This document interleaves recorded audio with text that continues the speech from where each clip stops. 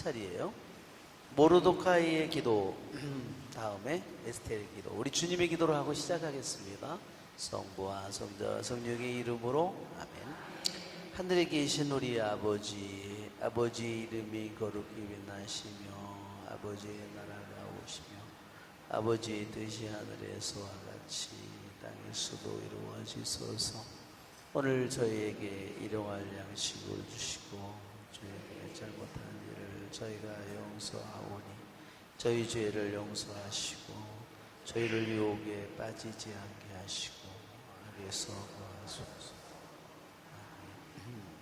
성부와 성자와 성령의 이름으로 아멘. 네. 지난번에 우리가 모르도카이의 실제로 우리 이 에스겔기 4장은 굉장히 짧은 부분이라고 그랬어요. 왜냐하면 히브리 텍스트에 의하면 모르도카이의 기도와 그 다음에 에스테르의 기도가 들어있지 않기 때문에 실제 히브리 성경으로는 이 에스텔 4장도 아주 짧은 17절로 말하자면 끝나고, 요한에는 보면 실제로는 하느님이라는 단어, 기도라는 말이 하나도 나오지 않는다 그랬죠? 네. 그런데 실제로는 하느님이라는 말이나 기도라는 단 한마디 말도 나오지 않지만 실제로는 가장 강하게 하느님의 현존과 하느님의 기도가 하느님께 기도가 강하게 이루어지고 있는 거예요. 그런데도 그 단어만 여기에 등장하지 않는 거예요.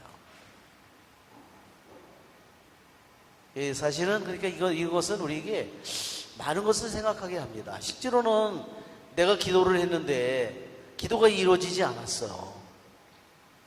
그러면 하나님이 안 계신가? 하느님이 당신의 모습을 보여주지 않았으니까 하느님이 안 계신 것처럼 느끼지만 실제로 하느님은 살아계셔요, 안 계셔요? 살아계시죠.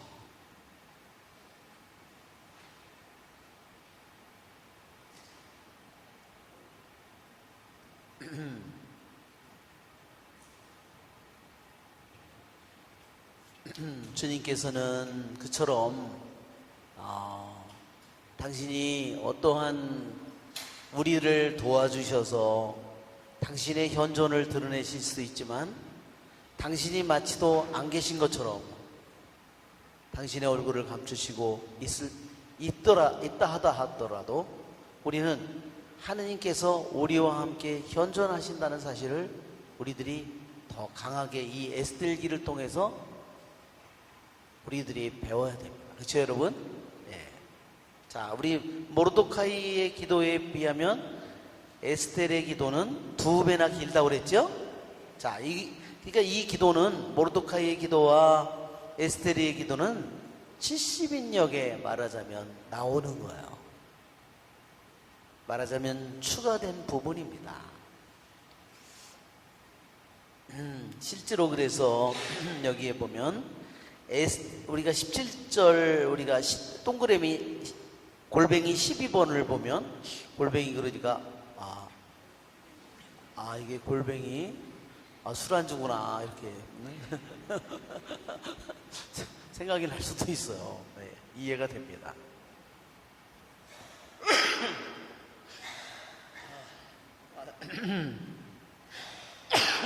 나오네. 시작하는데 재채가 나오네. 자, 우리 12절을 우리 동그라미 에스테르 왕비도 죽음의 공포에 사로잡혀 주님께 피신처를 구하였다. 그는 화려한 의복을 벗고 고뇌와 슬픔의 의복을 입었다. 값진 향료 대신 재와 오물을 머리에 뒤집어 쓰고 자기 몸을 거칠게 다루었으며 즐겨 치장하던 온몸을 헝클어진 머리칼로 덮었다.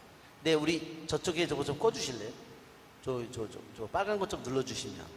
예, 이쪽에 계속 찬바람이 나와가지고 제가 이쪽에 입이 돌아갈 것 같아요. 거기 위 빨간 거를 누르시면 돼요. 예, 그러면 저기 꺼집니다. 조용하죠? 여기 있는 분들 돌아가실 뻔했어요, 립이. 자, 여기 보면 죽음의 공포에 사로잡혀 주님께 피신처를 구하였다. 어때요? 자기 남편이 페르시아의 황제인데도, 그쵸? 누구에게 피신처를 구해요? 주님께 피신처를 구합니다. 왜? 자기를 죽일 수 있는 것이 남편이기 때문에. 그리고 더군다나 왜 그렇죠? 남편에게 젊고 새로운 여자가 분명히 생겼어요. 한 달 이상을 부르질 않았어요. 예, 그런데 에스텔이 여자로서 존심상하게 한 달 동안 부르지도 않았는데 자기가 남자가 급해서 자기가 나간 것처럼 보일 수도 있잖아요. 너무 쪽팔리잖아요. 그렇죠? 그러니까 에스텔은 죽어도 그런 저기는 아니겠죠? 예. 여기 보면 그렇게 보일 수 있고 자기 남편도 페르시아의 왕인 크세르크세스 또는 아하스에로스가 자기를 그렇게 생각할 수 있다는 거예요. 왜? 자기를 안 찾으니까 질투의 눈이 멀어서 전현이 나한테 나타났구나, 죽으려고 환장했구나, 이렇게. 그죠? 예, 죽음의 공포에 사로잡혔다고 그랬어요. 그리고 주님께 피신처를 구하였다 그랬습니다. 사실 우리는 그래서 이렇게 보면 급한 일이 생기면 사람들은 막 신자들이 미신을 찾아가요. 그러면 그 점쟁이들이 아니 여기 당신은 왜 왔어? 당신 보통 용한 무당들은 보인대잖아요. 어떻게 한대요? 인호가 보인대요. 인호는 어디다 박죠? 이마에다가. 우리의 영혼의 대문이에요. 대문간이에요. 그런데 그래서 당신 이런 데 오면 안 되는데 왜 왔냐고 어떤 무당들은 그런다고 그러대요. 예, 우리가 신자로서 주님께 피신처를 구하지 못하는 것은 정말 불행한 일입니다. 성경에는 주님의 이름에 피신한다는 말이 그들은 주님의 이름에 피신하였다. 스바냐 3장 12절을 스바니아서를 한번 보세요. 스바니아서는 거의 구약의 끝이죠. 스바니아 3장 12절에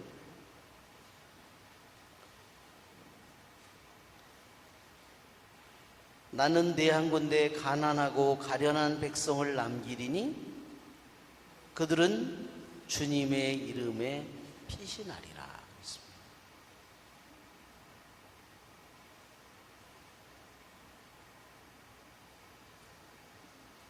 그래서 우리가 모든 이름 중에 가장 뛰어난 이름이 모든 무릎이 굽혀질 그러한 이름이 바로 예수 그리스도의 성명이라고 그랬죠? 예수 그리스도의 이름이라고 그랬어요. 저기 뒤에 에어컨을 하나 틀어주시면 좋겠다. 저 뒤에 하나만. 뒤에. 그래서 좀 몸이 더우신 분들은 그쪽에 가서 식히시기를 바랍니다. 난 너무 열이 많다. 난 나이가 어려서 나는 너무 열이 많다. 이런 분들은 그런 분들은 거기서 열을 식히시기를 바랍니다. 정말 이 성경에는 시편이나 이런데 주님께 피신한다는 말이 되게 많이 나옵니다. 시편 5장 12절, 18편 3절, 46편 2절, 37편 39절, 71편 1절 이렇게 시편에는 주님께 피신한다는 말이 너무나 자주 나옵니다. 여러분, 그런데 내가 재벌인데 나는 주님께 피신하는 법을 모른다 생각해 보세요. 얼마나 불행한 일이에요. 그렇죠? 정말 불행한 일이죠. 돈을 의지할 줄은 아는데, 권력이나 돈에 의지할 줄은 아는데, 주님께 피신할 줄을 모른다고 생각해 보십시오. 주님께 피신하는 게 하루아침에 되는 일이에요. 그죠? 네.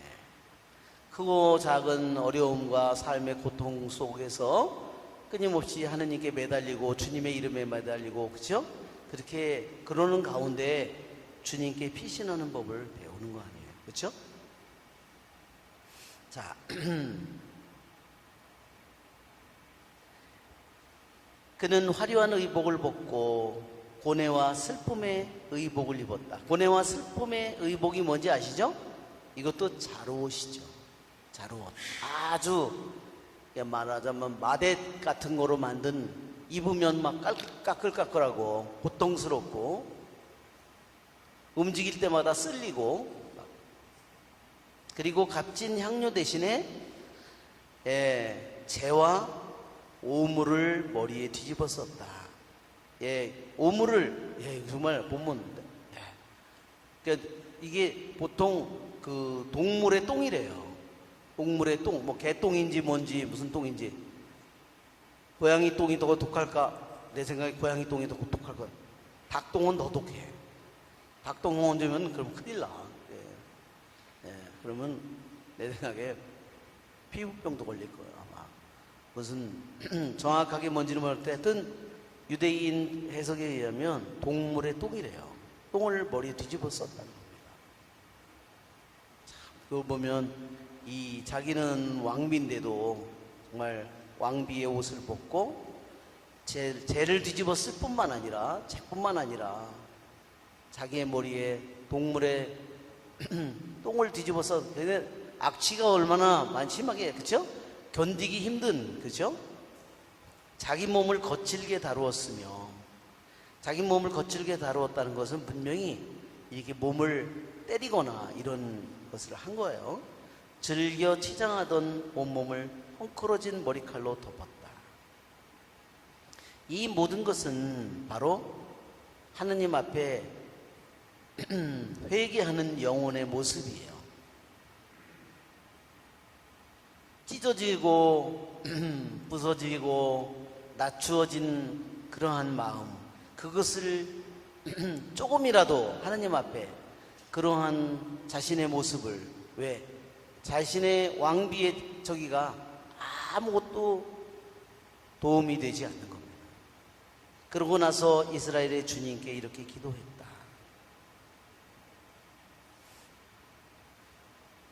저의 주님, 저의 임금님, 당신은 유일한 분이십니다. 외로운 저를 도와주소서. 당신 말고는 도와줄 리가 없는데, 그쵸? 임금이 자기가 임금 앞에 나갔을 때 임금이 자기를 어떻게 대할지, 페르시아의 법이 뭐라 그랬죠? 임금이 부르지 않는 한 임금 앞에 나타나면 안 되고, 임금이 부르지 않는데 임금 앞에 나타나면 어떻게 해요? 사형. 또 임금이 말하라고 하지 않았는데 말을 하면 그것도 사형. 그죠? 그러니 왕 앞에 나아가는 것도 잘못 사형이고, 청원을 말도 못하고 죽을 수가 있어요. 그죠? 왜 외로운 저를 도와달라고 하는지 그 말이 이해가 됩니다. 아마 유대인 여자로서 생각해 보면 정말 이 외롭다는 말이 너무 좀 실감이, 우리가 다음 장을 보면 더 실감이 나는데, 에스테리의 외로움이 뭘까? 우리가 에스테리의 외로움을 좀이라도 느끼려면 에스테르가 하는 말을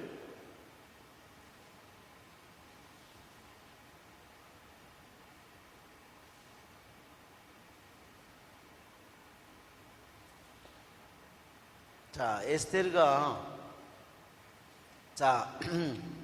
왜 외롭다고 얘기하는지 뒷부분에 가면 나와요.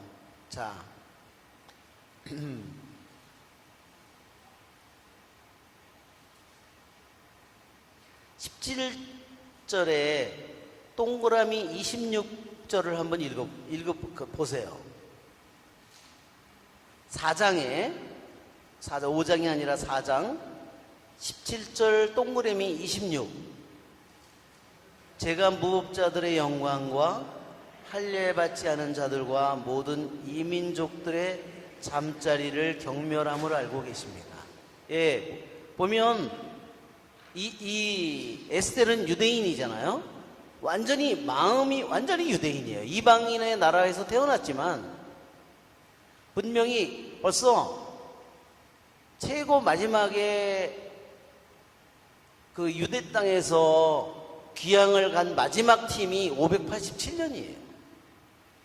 그러면 이건 벌써 약 470년, 460년대인데 귀향을 간 지 벌써 100년이 넘은 때예요. 그러니까 에스겔은 어디서 태어났어요? 에스겔은 분명히 페르시아에서 태어났어요. 그런데도 에스겔은 페르시아에서 태어났지만 정신과 마음이 완전히 유대인이에요. 누가 그렇게 만들었을까요? 그를 낳아준 부모님과 귀향을 간 조상 후손들인 지금 자기의 양아버지인 모르도카이가 이 딸을 그렇게 가르쳤어요. 그래서 그것은 뭐냐면 유대인의 토라에 의하면 할례받지 않는 자들과 결혼하는 그것은 바로 자기를 더럽히는 거예요. 그러니까 할례받지 않는 자기 남편과 잠자리를 맨날 하는 것은 자기가 어떻게 되는 거예요? 매일 축복이 아니라 자기 자신이 매일매일 더럽혀지는 것이다. 이것이 에스겔이 왜 애로운지를 보여주는 겁니다. 남들이 볼 때는 페르시아의 황제의 왕비가 되었다고 영광된 자리라고 생각되지만, 그러나 에스겔의 내면의 마음속에서는 자기가 이 페르시아의 황제이지만 그 이방인 남자와 잠자리를 할 때마다 그것은 에스겔에게 지극한 고통이었다는 겁니다. 또한 뭐냐면, 당신께서는 저의 공경을 하십니다. 제가 공직석상에 나가는 날 머리에 쓰는 제 위엄의 상징을, 그게 뭐예요? 페르시아의 왕관이에요. 페르시아의 여신처럼, 신처럼, 그 당시는 정말 지금으로부터 몇 년 전이에요? 2500년 전이에요.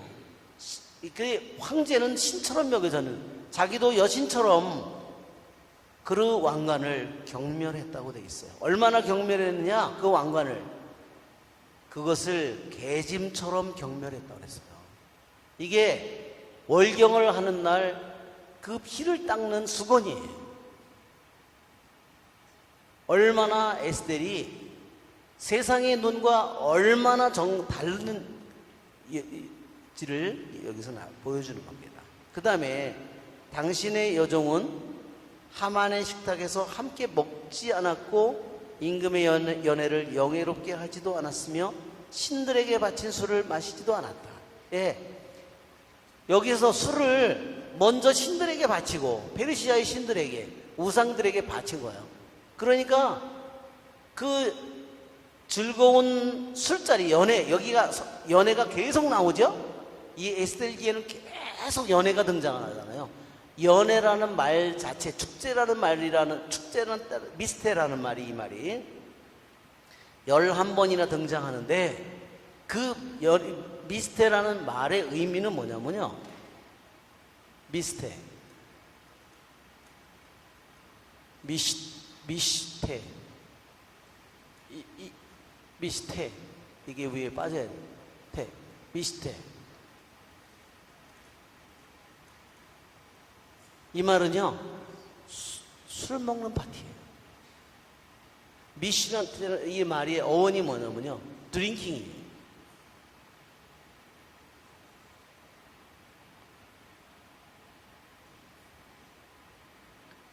처음서부터 이루어지는 게, 전쟁을 하려고 잔치를 벌이죠. 모든 대신들을 불러다가 6개월 동안 잔치를 벌이잖아요. 그게 다 뭐냐? 그게 다 술이에요. 그 모든 걸 이룬 게 뭐예요? 페르시아 제국이 술로 이루어진 거예요.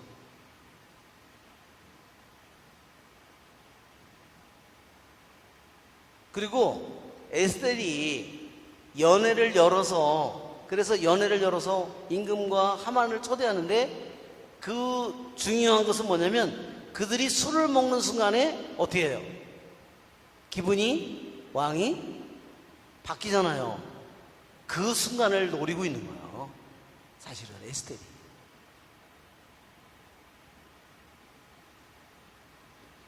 페르시아 제국은 페르시아의 황제가 다스리지만, 여기에서 페르시아 황제를 통해서 자신이 에스텔이 얻으려고 하는 것은, 에스텔은 어때요? 아주 맑고 깨어있는 영혼으로 황제가 술 먹고 한 그 순간에 에스텔이 청혼을 그걸 하는 겁니다, 말하자면. 그러니까 그 술자리가, 임금이 맨날 대신들과 수사성업의 사람들에게 잔치를 열고, 왕비도 왕비대로의 잔치를 열고, 자기 원래 와스티 왕비도 잔치를 따로 열잖아요, 부인을 위해서, 따로 여자들을 위해서. 그러나 이 모든 것이 자기가 에스텔이 왕비가 된 후에 자기도 그런 잔치를 열고 잔치에 참석해야 되죠, 왕과 함께. 그런데 그게 행복한 자리가 아니에요. 가장 기쁘고 행복한 자리여야 되는데 행복하지 않은 자리라는 거예요. 왜?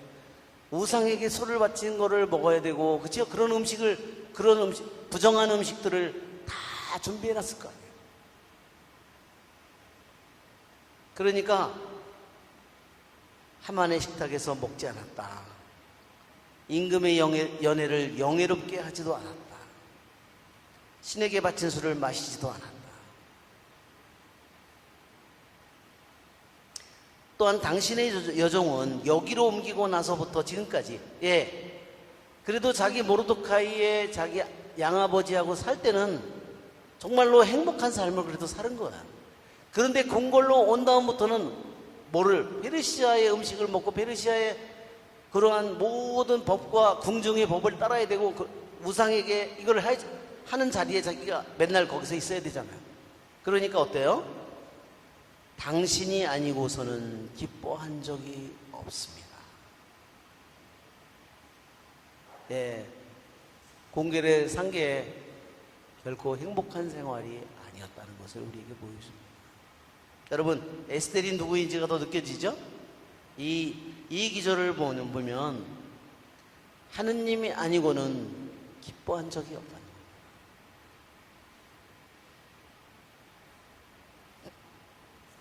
왜 하느님께서 에스텔이라는 정말로 한 여자의 작은 샘에서 왜 크나큰 강물이 흘러나오게 했는지, 정말 에스텔이라는 이 작은 샘을 지렛대로 해서, 그래서 말하자면 구원의 커다란 강물이 이제 터져 나오는 겁니다. 자, 그 다음 기절을 보면,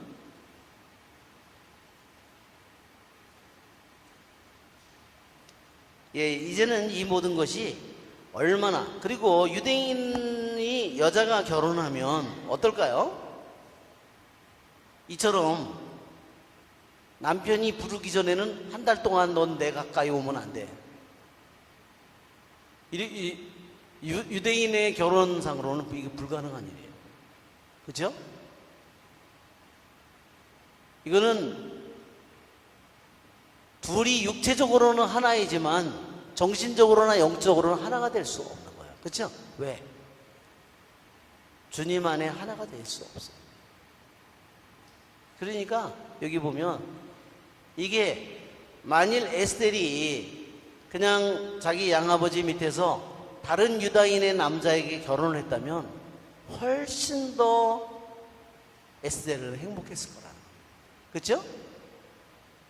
그리고 궁궐 밖에 나갈 수 있어요, 없어요? 이건 세상에 갇힌 새예요. 이쁘긴 이뻐. 그러니 거기서 완전히 갇혀서 있고, 그렇죠? 주님이 아니고는 기뻐한 적이 없는데 그 궁궐 안에서는 기뻐할 일이 없다. 참으로 한 남자의 지극한 사랑을, 저기를 바쳐서 자신을 전부 바친 그 사랑을 받을 수가 없는 거예요. 페르시아의 황제에서는 그러한 사랑을 기대할 수 없는 거예요. 넌 내가 부르지 않는 한 너는 내 앞에 있을 수 없어. 여러분, 여자로서 딴 사람을 사랑하면 되니까 그러면 불가능하지. 여기서는 에스텔이 절대 행복하지 않죠? 에스텔이 너무 불쌍해요. 당신 말고는 도와줄 리가 없는데 이 몸은 위험에 닥쳐 있습니다. 저는 날 때부터 저희 가문에서 들었습니다. 주님 당신께서 모든 민족들 가운데서 이스라엘을, 모든 조상들 가운데서 저희 선조들을 영원한 재산으로 받아들이시고 약속하신 바를 채워주셨습니다. 이게 저희 선조들을 영원한 재산으로 받아들였다는 것은, 이것은 계약을 당신 소유로 삼았다는 것을 의미해요. 이것은 계약의 용어예요. 이제 에스텔이 뭐를 걸고 넘어지는 거예요? 당신과 계약을 맺은 우리의 조상들, 당신의 약속, 당신 소유, 그것을 이제 붙들고 늘어지는 거죠. 그러나 이제 저희는 당신 앞에 죄를 지었고 당신께서는 저희를 원수들의 손에 넘기셨습니다. 그러니까 이게 뭐예요? 그들이 이스라엘 백성이 죄를 지었고, 즉 하느님과 맺은 계약을 깨뜨렸다는 거죠. 이 말은 그 말이에요. 계약을 깨뜨렸다는 말이에요.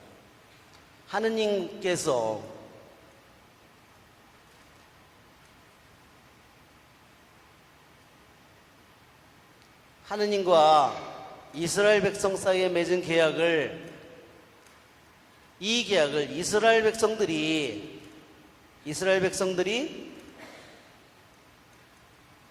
하느님과 맺은 계약을 깼어요. 하느님은 계약을 깼어요, 안 깼어요? 안 깼어요. 하느님은 계약을 깨뜨리지 않아요. 그래서 당신의 계약은 영원하다고 그럽니다. 대신 계약은 깨뜨리지 않고 뭐를 해요? 대신 계약에 따른 벌을 받는 거예요. 벌을 받는다고 해서 계약이 깨진 것은 결코 아닙니다. 우리 시편 89편을 한번 볼까요? 시편 89편.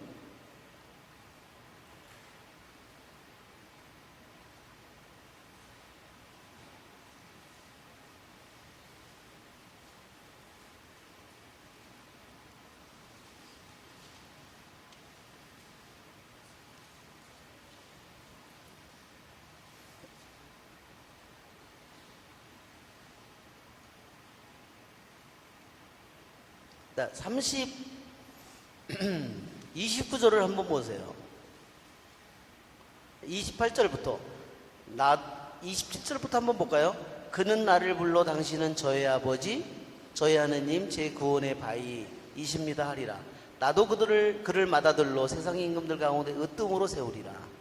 내가 영원토록 그에게 내 자애를 보존하여 그와 맺은 내 계약이 변함없으리라. 내가 그의 후손들을 길이길이 그의 왕자를 하늘의 날 수만큼 이어지게 하리라. 그의 자손들이 내 가르침을 저버리거나 내 법규를 따라 걷지 않는다면, 그 계약을 깨뜨리는 거죠. 나의 규범을 더럽히고 내 계명을 지키지 않는다면 나는 채찍으로 그들의 죄악을, 매로 그들의 잘못을 벌하리라. 그러니까 계약을 깨면 채찍으로 다스리겠지만, 34절, 그러나 그에 대한 내 자애를 깨뜨리지 않는다. 내 자애라는 말이 이게 뭐예요? 계약 용어입니다. 이 자애.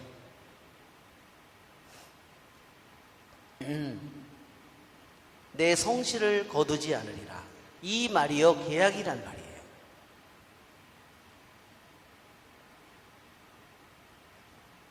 (35절에) 내 계약을 더럽히지 않고 내 입술에서 나간 바를 바꾸지 않으리라. 나의 거룩함을 걸고 이 하나를 맹세하였노라. 나는 결코 다윗을 속이지 않으리라. 그러니까 계약을 깨뜨렸을 경우에는 이스라엘 백성이 이 계약을 깨뜨렸을 때 하느님은 채찍으로 벌하고 매로 다스리겠지만, 그러나 당신의 계약만은 영원히 어떻게 해요? 깨뜨리지 않겠다고 그랬어요.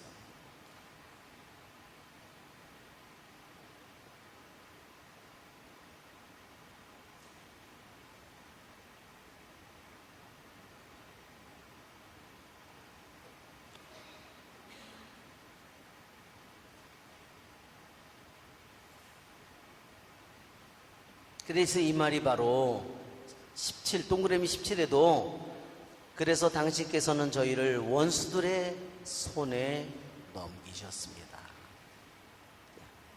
그래서 여러분, 그들의 죄 때문에, 그들을 계약을 깨뜨렸기 때문에 원수들의 손에 넘겼는데, 나중에는 누가 원수들의 손에 넘겨지죠? 예수님께서 원수들의 손에 넘겨지는 거예요.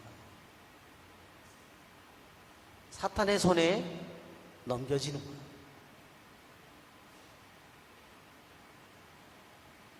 바로 계약을 깨뜨린 사람들이 받아야 될 벌을, 우리들이 받아야 될 벌을 주님께서 대신 그 손에 넘겨지는 거죠. 원수들의 손에 넘겨지는 겁니다. 저희가 그들의 신들을 숭배하였기 때문입니다. 주님 당신께서는 의로우십니다. 그러나 이제 그들은 저희의 쓰라린 종살이로 만족하지 않고, 그러니까 원수들에게 넘겼는데 원수들이 자기네들을 노예로 삼은 것으로 만족하지 않고 이제 자기네 우상과 손을 잡고 이제는 자기네들을 완전히 없애려고 한다는 거예요. 이는 당신 입에서 나온 규정 뭐예요? 토라를 없애고, 당신 재산 뭐예요? 이스라엘 백성을 없애고, 당신을 찬미하는 이들의 입을 틀어막고, 당신 집의 영광과 당신 제단을 치워버리는 것이며, 네, 다른 민족들이 입을 열어 헛된 우상들을 찬양하고 살덩어리뿐인 임금을 영원히 찬탄하게 하려는 것입니다. 결국은 이걸로 인해서 페르시아의 황제가, 페르시아의 왕이, 페르시아의 왕은 이길 자가 없고 페르시아 왕은 모든 것을 다스린다고, 페르시아 왕은 영원하다고 그들이 결국은 하는 그러한 목적이 그거죠.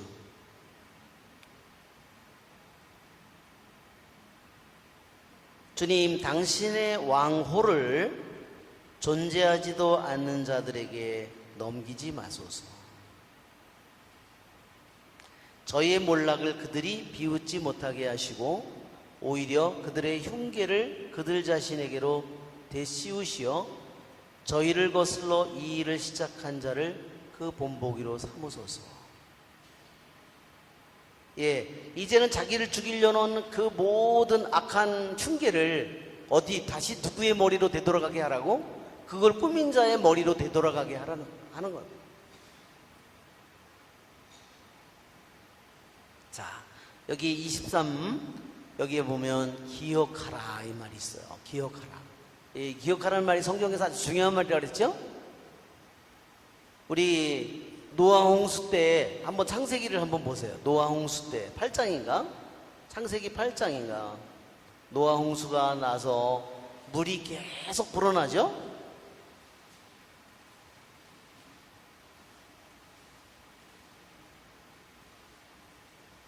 물은 7장 24절에 보면 물은 땅 위에 150일 동안 계속 불어났다고 했어요. 150일 동안을 계속 물이 점점 늘어, 150일 동안 늘어요. 150일을. 150일 동안 물이 계속 늘어났어요.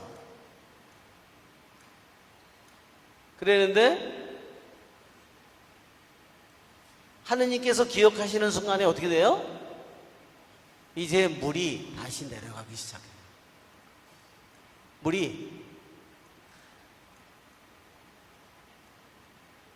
그래서 다시 옛날의 상태로 다시 그들이 돌아가게 되는 거죠.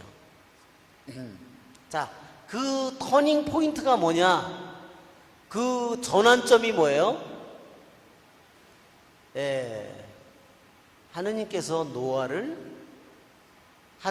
노아와 그와 함께 방주에 있는 모든 들짐승과 집짐승을 기억하셨다. 예, 정말 이게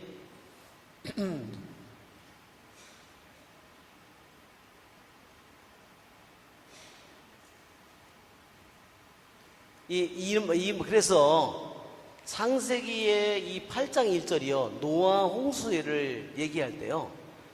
노아 홍수를 얘기할 때 이게 키아스틱 구조예요. 이게 가장 이 부분이에요. 말하자면 A, B, C, D, 말하자면 C, B, A 이렇게 됐으면 여기에 하느님께서 기억하시니 이게 바로 키아스틱 구조의 중심입니다. 노아 홍수의 이 부분 중에서 하느님의 심판 중에서 몇 장에 걸쳐서 심판이 이루어지잖아요. 노아 홍수를 통해서. 그러나 이 하느님께서 기억하시니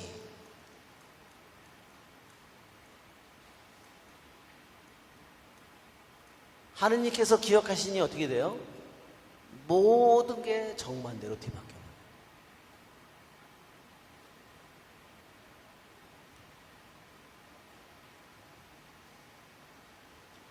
그러니까 이게 이 대칭 구조, 역대칭 구조가 이 성경 안에 이렇게 정말로 그런데 이 역대칭 구조를 통해서 하느님께서 기억한다는 말의 힘이 얼마나 강한지를 물이 이렇게 불어나던 이 물이 갑자기 그 다음 순간부터 물이 내려가기 시작.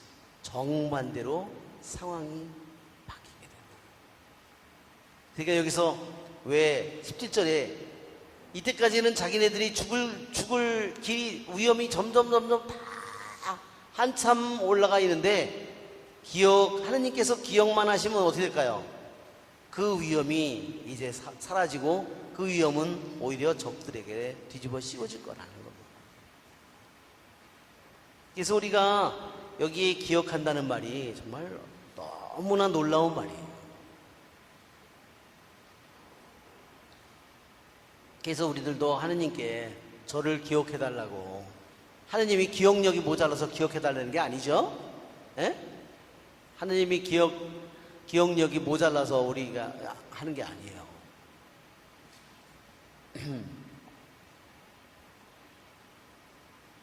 우리가 미사 때도 나를 기념하여, 그러죠? 기념한다는 말이요, 기억한다는 말이에요.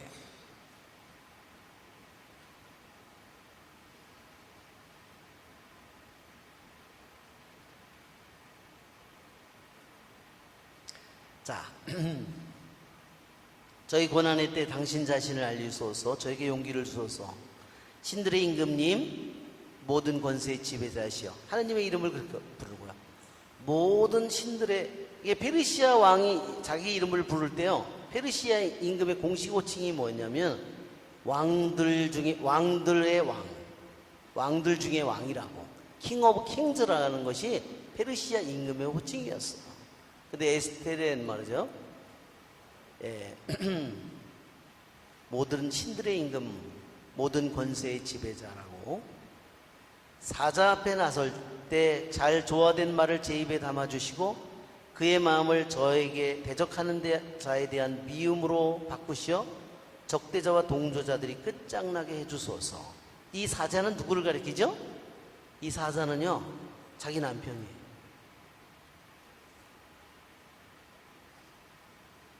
자기 남편이 사자예요. 자기를 잡아먹을지 몰라요. 네. 왕호를 쥐고 있잖아요. 황금으로 된 왕호를 쥐고 있는데 죽여라 그러면 그냥 하면 어떻게 되겠죠? 그러면 그 뒤에 바로 임금의 뒤에 호위병들이 그냥 단칼에 죽이는 거예요.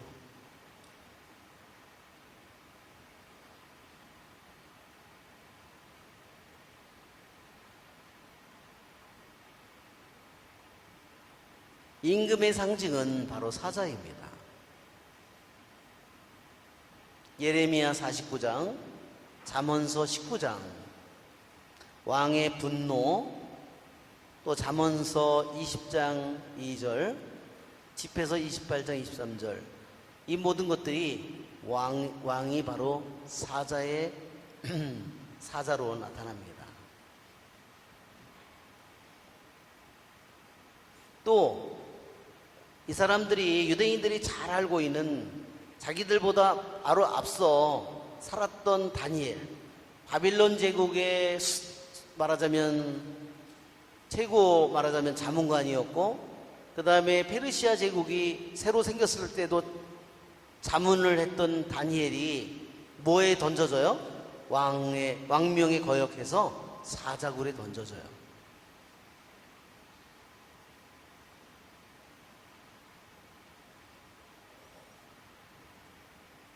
그래서 이거 사자는 하만이 아니라 자기 남편이에요. 그리고 자기 남편은 누구를 가장 귀하게 여기고 있어요? 하만을. 가장 신임하고 가장 최고의 친구라고 생각했어요. 그러기에 페르시아에는요, 전통적으로 7 자문관들이 있었어요. 세븐, 말하자면 프린스라고 그래가지고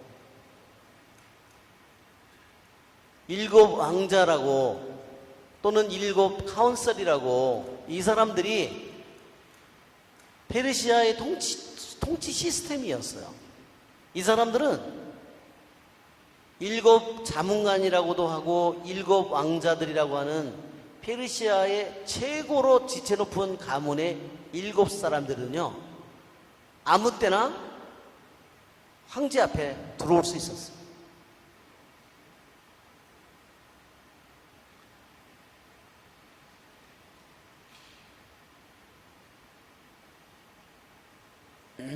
그런데 하만은 어디에 올라갔냐면요, 7 이 사람들 위에 올라가서 앉아.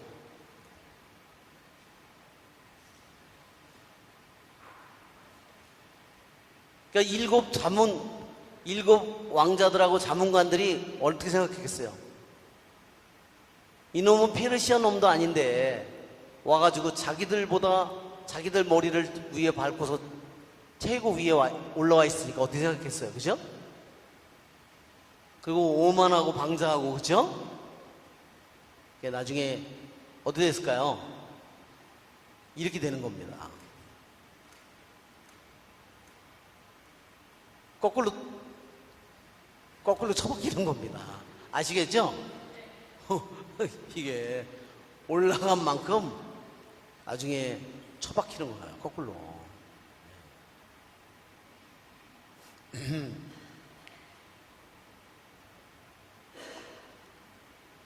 그러니까 저희의 적 바로 하만에 대한 미움으로 바꿔달라고 우리 적들이 그거를 도와주는 모든 동조자들이 끝장나게 해달라고 기도하고 있습니다. 당신 손으로 저희를 구하시고 주님, 당신밖에 없는 외로운 저를 도우소서. 저는 그 전에 이게 가끔 독서의 말씀에 나올 때 외로운 저를, 여자가 혼자니까 외로웠나 보다 이렇게 생각했는데 제가 에스텔을 공부하면서 보니까 에스텔이 정말 너무 외로운 것 같아요. 그죠? 네. 정말 자기 주위에 유대인 그쵸? 유대인 친한 여자들이나 몸종이나 이런 사람을 데리고 있고 싶었을 거 아니에요. 그쵸?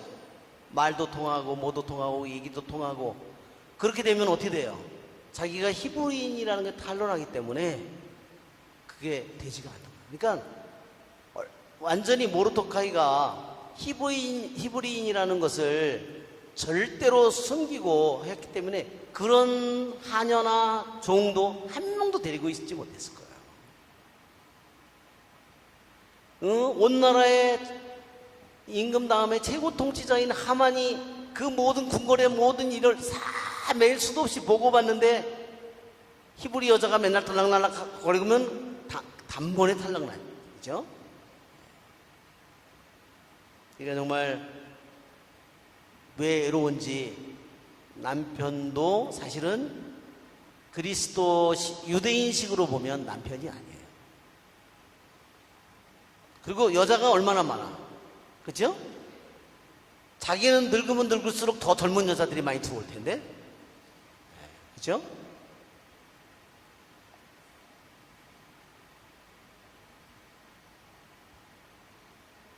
정말 더럽고 치사해서, 그죠? 저기, 너를 들어와. 그러면 한 달도 안 부르면 들어갈 수가 없고, 그죠? 당신 손으로 저희를 구하시고 당신밖에 없는 외로운 저를 도우소서. 당신께서는 모든 것을 알고 계시며 제가 무법자들의 영광과 할례받지 않은 자들과 이민족들의 잠자리를 경멸함을 알고 계십니다. 예, 그러니까 여기에는 나머지 아까도 우리가 했던 것처럼 26절부터 이 에스텔이 하느님을 열렬히 사랑하고 토라를, 하느님의 규정과 말씀을 너무너무나 사랑하는 사람이라는 것을 여기에 여실히 보여주고 있어요. 가장 자기가 겉으로 보면 가장 화려하고 최고의 지위에 최고의 많은 사랑과 존경을 받는 자리인 것 같은데, 그러나 내면적으로 보면 에스텔은 누구보다도 가장 외롭고 가장 고통스럽고 정말로 가시방석 같은 곳에서 에스텔이 외로운 삶을 살고 있었다는 거예요. 그들이 바로 가장 영광스럽게 생각하는 그 모든 것이 그에게는 아무 부질없는 일이었고 그에게는 오히려 고통을 주는 일이었습니다. 그래서 거기에는 에스텔이 싫어하는 모든 내용들이 하나하나 다 거기에 나열되어 있는 거예요.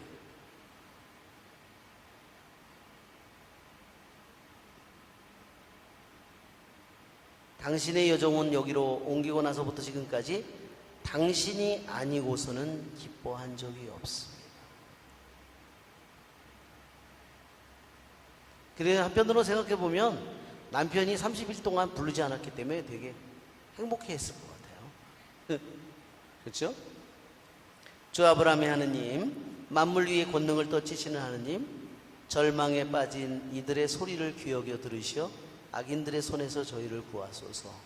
또한 이 두려움에서 저를 구하소서.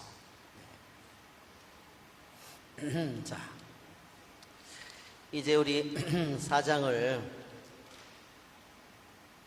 이제 4장 우리 교부들은 어떻게 생각했는가?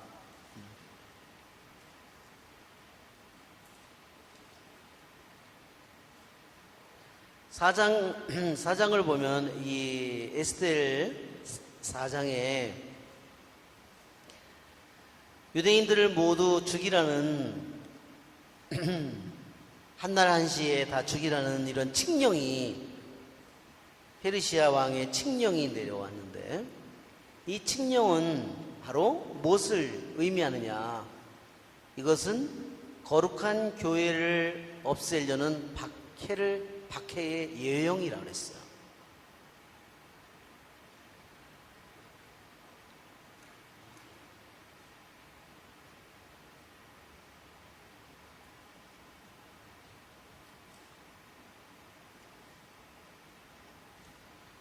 그러니까 예수님이 오시고 예수님께서 교회를 세우시고 그 후에 말하자면 로마 제국이라든지 그 수많은 그 사람들의 박해를 받는데, 그 박해, 그리스도 교회를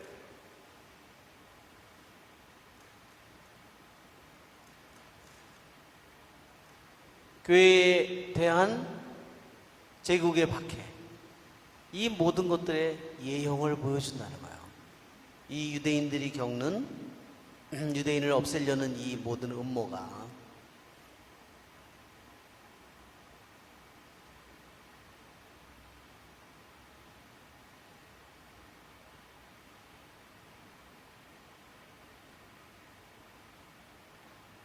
여기에서 누가 교회의 예형이냐면요, 그리스도 교회 또는 거룩한 교회.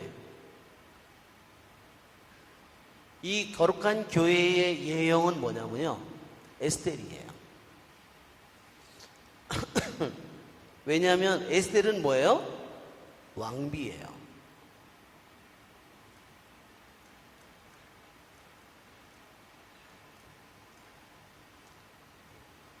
말하자면 왕과 왕비, 왕이 그리스도라면 왕비는 뭐예요? 교회예요. 그리스도의 신부. 자, 왕과 왕비가 있다면 이 왕은 그리스도의 예형이고, 이거 왕비는 그리스도의 교회. 왜? 이것은 그리스도의 신부예요. 그리스도의 신부. 무슨 신부? 색시라는 말이에요. 색시. 무슨 말인지 아시겠죠? 그러니까 예수님께서 신랑이고, 이것이 신랑이고, 이것이 신부라는 거예요. 참 성경은 참 놀라워요. 교회가 예수님이 신랑이고, 교회가 가톨릭 교회가 신부라고. 그래서 막 크게 보면은 전체 가톨릭 교회지만 하나하나를 보면 우리들이 신부예요.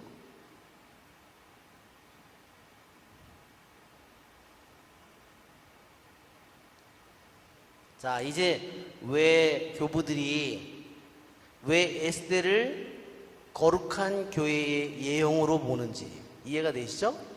그래서 에스겔과 에스겔의 백성을 다 죽이려는 음모는 교회에 대한 박해에 대한 예형이다 하는 겁니다.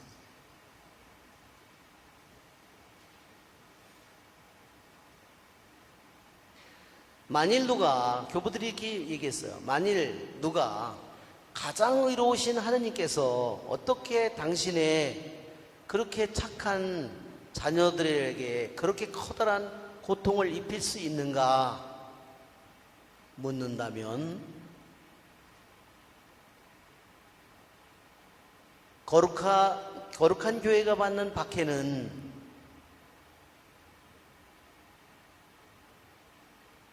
사탄의 결정이 아니라 이것은 하느님의 결정이라는 겁니다. 하느님의 주권의 결정이라는 겁니다. 이들의 손에 넘긴 것처럼 보이지만 그것을 넘기도록, 왜? 이스라엘 백성이 약속의 땅에 살다가 바빌론으로 북이스라엘이 아시리아로 귀향을 가요. 그들의 손에 넘겨진 것은 적의 손에 넘겨진 것처럼 보이지만 그것을 넘긴 것은 누구예요? 하느님의 결정이죠. 악한 자들의 결정이 결코 아니라는 거예요. 한편으로는 그들의 손에 넘겨주시긴 주셨지만 그것을 결정한 것은 하느님이라는 겁니다. 그래서 교부들은 얘기합니다. 그들에게 이와 같이 유대인을 다 없애려는 이 음모가 계획이 이루어졌지만, 그러나 그것은 하느님의 주권의 결정이고 하느님의 뜻의 명령이다. 하느님의 지혜이다 그랬어요. 하느님의 지혜는 결국 모든 악을 부수고 처음부터 끝까지 당신의 힘으로 모든 것을 이끄신다. 지금은 크나큰 고난 속에 있는 것처럼 보이지만 하느님의 지혜는 모든 것을 완벽히 준비하시고 하늘이나 땅이나 바다에서나 당신이 원하시는 대로 무엇이나 다 이루신다 하는 겁니다.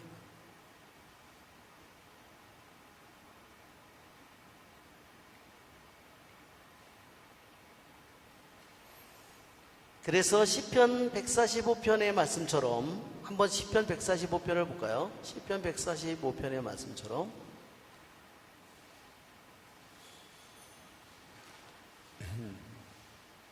시편 거의 끝이죠.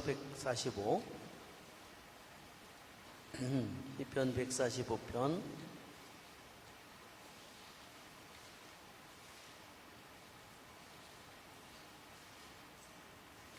주님께서는 17절 18절 주님께서는 당신의 모든 길에서 의로우시고 모든 행동에서 성실하시다. 주님께서는 당신을 부르는 모든 이에게, 당신을 진실하게 부르는 모든 이에게 가까이 계시다. 당신을 경외하는 이들의 뜻을 채우시고 그들의 애원을 들으시어 구해주신다. 주님께서는 당신을 사랑하는 이들을 모두 보호하시고 죄인들을 모두 멸하신다. 예, 교부들이 이렇게 해석을 했습니다. 자, 4장 5절부터 17절까지 모든 유다인들은 모여서 단식을 하라고 그랬어요.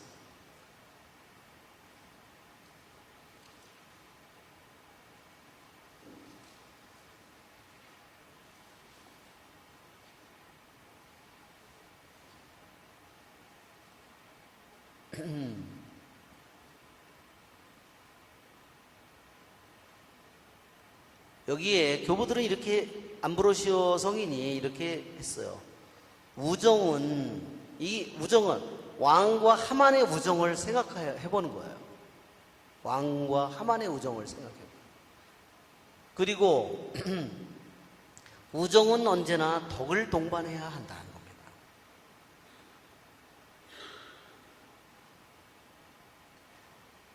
왜 왕비 에스텔은 자신을 죽음에까지 집어던지면서 잔인한 왕의 분노를 마다않고 그 앞으로 죽을 수가 있는데, 죽을 위험이 너무나 많은데 왜 그 앞으로 나가는가?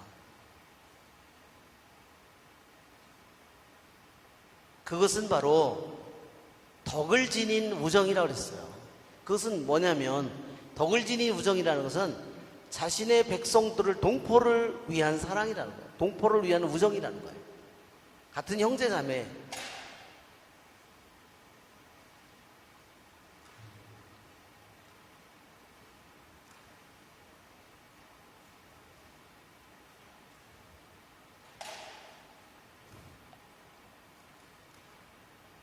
덕을 동반한 우정.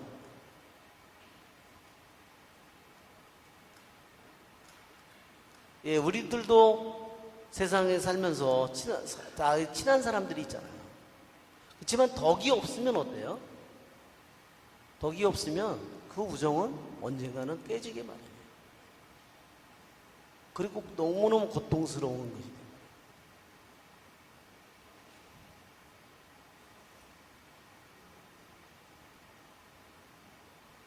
페르시아 왕은 자기 친구들 가운데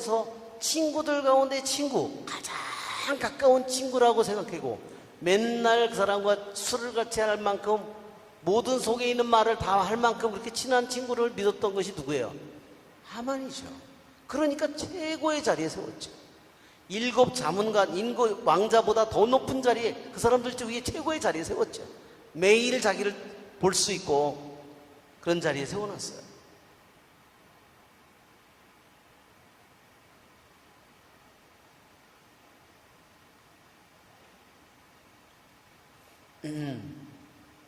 그러나 그는 자기의 헛된 영광 때문에, 자기의 고만 때문에 한 사람뿐만 아니라 한 민족을 완전히 없애려는 그러한 계획을 세웠고 거짓 자문으로 임금을 불명예스럽게 했다. 그리고 그를 말하자면 형틀에 달아 죽이려고 했다. 그래서 그가 만일 덕을 지닌 우정을 가졌다면, 참으로 덕을 지닌 우정을 가졌다면 어땠을까요? 그러면 그런 일을 꾸미지 않았겠죠. 덕을 지닌 우정이 어떠한 하만이 가진 모든 재산, 그의 명예, 그의 권력, 그 어떤 것보다도 가장 소중하다는 겁니다. 한번 여러분 보세요. 그렇죠? 어떤 사람이 너무나 많은 재산이 있어. 세상에선 대단해 보이죠. 어떤 사람이 정말 권력이 대단해 보여. 어떤 인물이 너무너무 잘나서 대단해 보이죠. 그러나 덕이 없다면 어떨까요? 아무것도 아니에요. 그 모든 건 뭘까요? 다 죄의 도구가 될 뿐일 뿐. 그렇죠? 덕이 없다면. 그래서 어떤 부와 명의 권력보다 덕을 지닌 우정이 훨씬 낫다는 겁니다. 자, 우리 잠깐 쉬었다가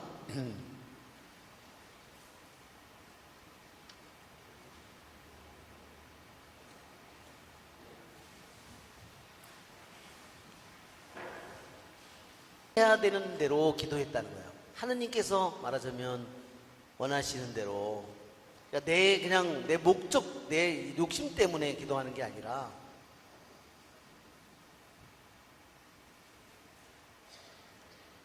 일례로 여기에 지금 모르도카이와 여기에 에스테르를 말하는데 그 한 예로 오리게네스 교부가 예를 든 것은 한나, 사무엘기에 나오는 한나예요.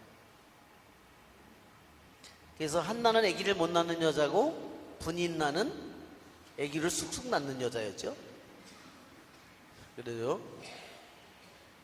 그래서 한나는 눈물로 계속해서 기도했고 또 그래서 모세와 버금가는 그렇게 사무엘을 결국은 낳게 되었습니다.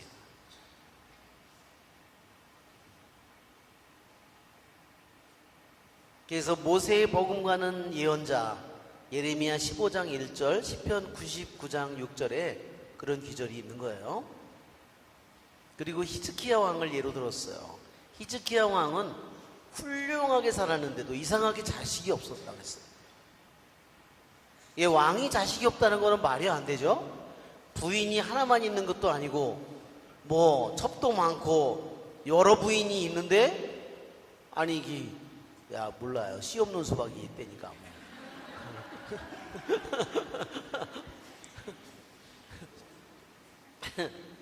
그래서 그런데 씨 없는 수박이 갑자기 씨가 생겨가지고 아기를 나중에 기도해서 아기를 갖게 됐어요. 그렇죠?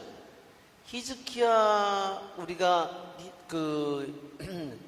히즈키야가 어느 날 병에 들어가지고 이사야 예언자가 찾아와서 너는 이제 일어나지 못하고 죽을 것이다. 그랬죠? 그래서 어떻게 했어요?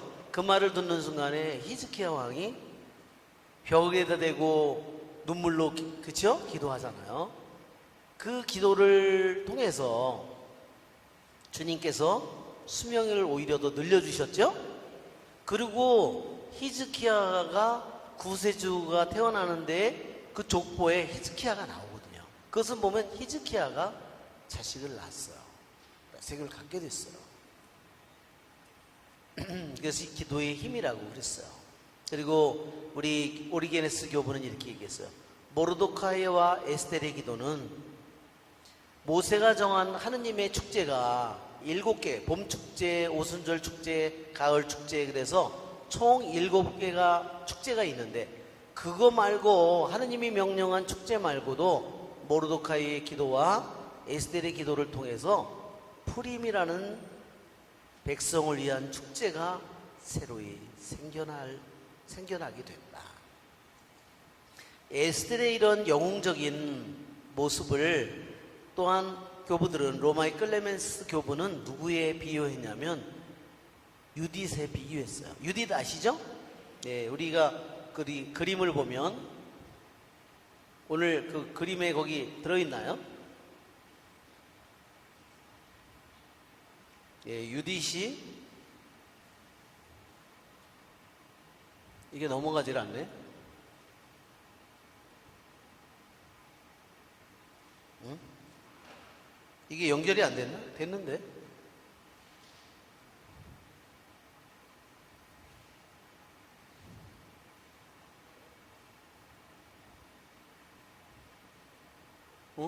여기 거기서 넘겨줘 보세요 한번. 왜 안 넘어가지? 아까 좀 넘어갔는데.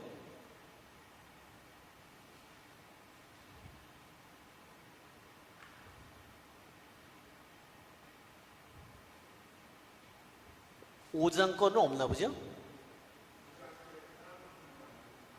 네, 한번 그러면 찾아볼게요. 여기 나올지도 모르니까. 아, 여기 들어있네요. 같이. 자, 이건 왕호를 대는 그런 거죠. 왕호를 대는, 여기에 페르시아 임금이 왕호를 대서 살려주는. 이게 또 안 되네. 네. 그쪽을 향해야 되나 보네요. 이건 여호수아인데. 또 안 되네.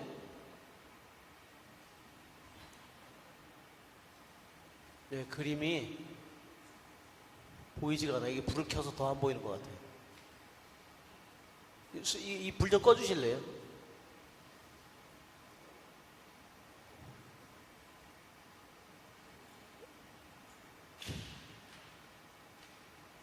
이거는 한나가 기도하는 거를 대사제가 쳐다보는 거죠. 엘리 사제가.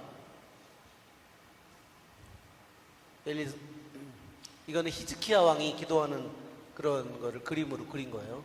히즈키야 왕이 기도하는 모습을 병상에 누워 있고, 그래서 그리고 샌들 잘 보이네요. 이것은 다윗과 요나단 우정, 덕이 있는 우정을 가장 잘 보여주는 사람이 요나단 왕자라고 그랬어요. 요나단 왕자가 자기의 옷을 다윗의 소년에게 다 입혀주잖아요. 자기 왕자가 지닌 그 옷들을. 그래서 아버지가 사울 왕이 자기 아들 요나탄을 죽이려고까지 했는데도 자기는 왕자보다도 친구를 선택했어요. 그거는 홀로페르네스를 유디시 한 그림이죠. 머리를 자른. 홀로페르네스도 왜 그랬어요? 유디스를 어떻게 한번 정복해 보겠다고 술을 그냥 미친 듯이 마셔가지고 잠자리도 못 갖고 목만 잘라서 죽었잖아요. 잘려서. 아무리 힘이 세면 뭐예요, 그렇죠? 이게 결국은 이게 아히멜렉이 사제가 노베 사제가 이제 그 죽는 다윗에게 칼을 준 것 때문에 그 죽는 그러한 것을 사제들이 노베 사제가 죽는 그런 것을 그림으로 그린 겁니다.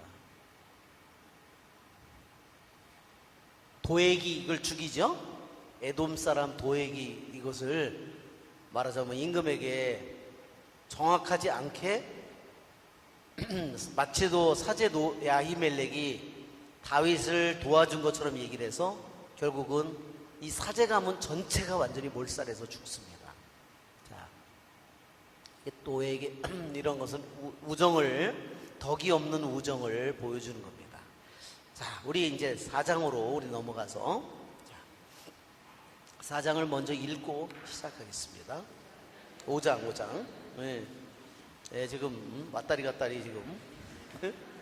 자, 우리 한번 읽어봅시다. 에스테르가 임금 앞에 나가다. 사흘째 되는 날 에스테르는 왕비의 정장을 하고서 왕궁을 마주보고 그 앞뜰에 섰다. 임금은 궁궐한 왕저의 대문을 마주하고 앉아 있었다. 에스테르 왕비가 뜰에 서 있는 것을 임금이 보고 그를 귀엽게 여겼다. 그래서 임금이 자기 손에 든 황금 왕호를 그에게 내밀자 에스테르는 가서 왕홀 끝에 손을 대었다. 사흘째 되는 날 기도를 마친 에스테르는 기도복을 벗고 화려한 옷을 입었다. 그는 호화롭게 차려입고서 모든 것을 보시는 구원자 하느님께 간청한 뒤 두 시녀를 데리고 나섰다.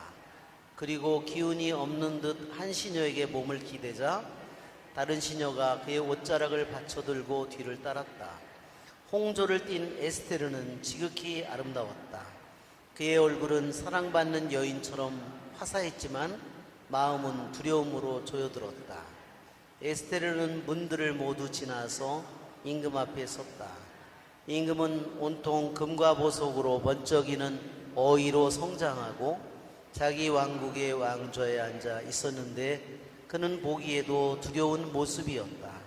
그는 영광으로 빛나는 얼굴을 들고 지극히 노여운 눈으로 쳐다보자 왕비는 실신하여 쓰러지면서 창백한 얼굴로 앞서가는 시녀의 머리에 몸을 기대었다. 하느님께서 임금의 영을 부드럽게 바꾸어 놓으시자 임금은 깜짝 놀라 왕좌에서 벌떡 일어나 왕비가 정신을 차릴 때까지 그를 팔에 안았다. 그러고서는 다정한 말로 위로하며 말하였다. 에스테르 웬일이요?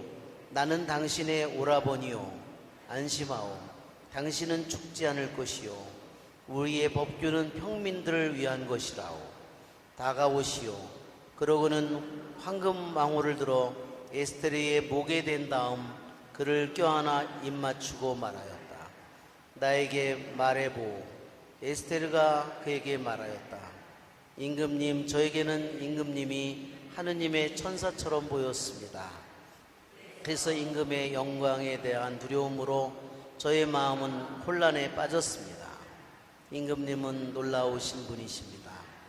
임금님, 또한 임금님의 얼굴은 인자하심으로 충만합니다. 에스테르는 이렇게 말하다가 실신하여 쓰러졌다.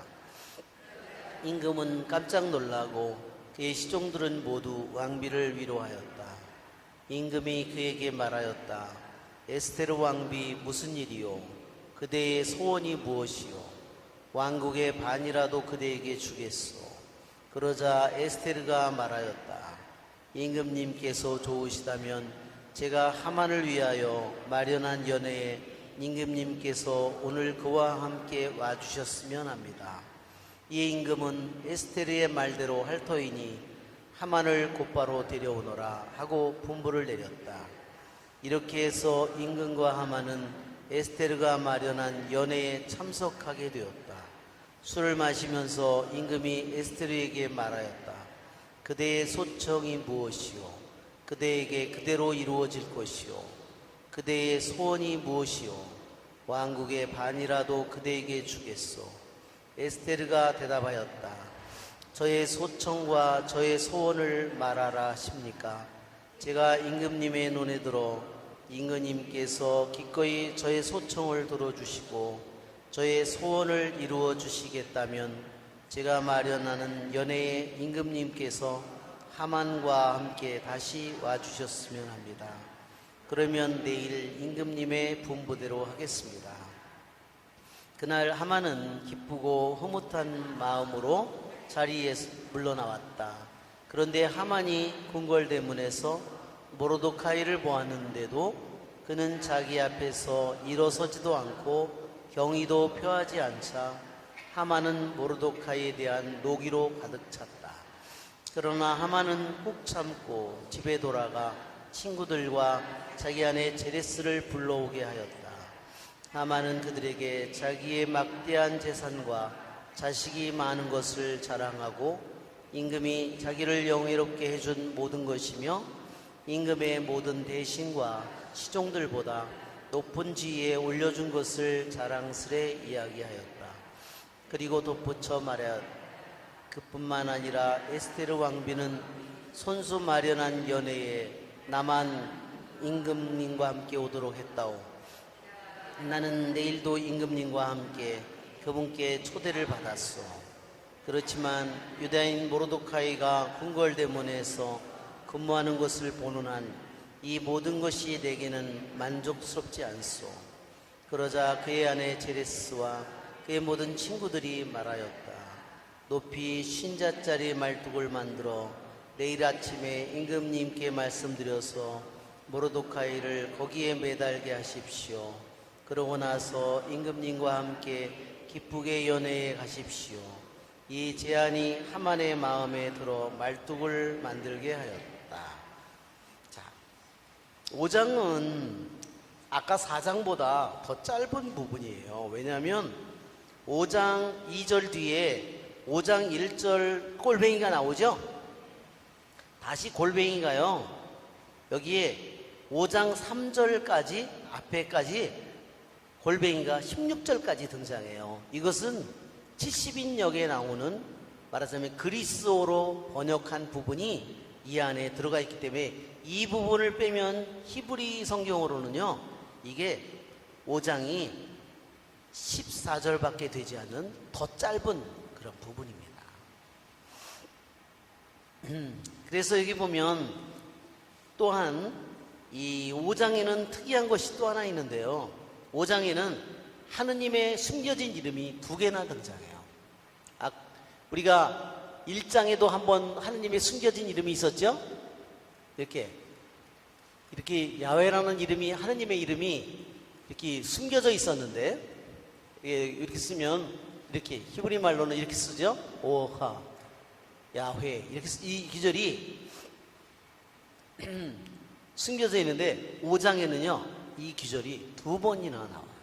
하느님의 숨겨진 이름이 5장에는 2번이나 등장해요.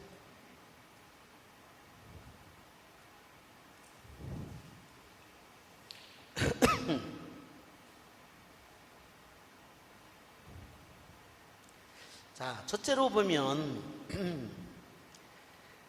사흘째 되는 날 에스테르는 왕비의 정장을 하고서 왕궁을 마주보고 그 앞들에 섰다. 임금은 궁궐한 왕자의 대문을 마주하고 앉아 있었다. 에스테르 왕비가 뜰에 서 있는 걸 임금이 보고 그를 귀엽게 여겼다, 이렇게 돼 있죠? 여기는 그냥 처음에 마치 또 처음서부터 귀엽게 여긴 것처럼 보이는데, 괄호 안에 여기에 추가된 부분을 70인역에 있는 그리스 번역 내용을 보니까 추가된 부분을 읽어보면 처음부터 임금이 귀엽게 여기지 않았죠? 어떻게 왔어요? 1장 7절 골뱅이에 보면 지극히 노여운 눈으로 쳐다봤다 그랬어요. 그렇죠? 그래서 그 지극히 분노로 가득 찬 그걸 보는 순간에 기절한 거예요.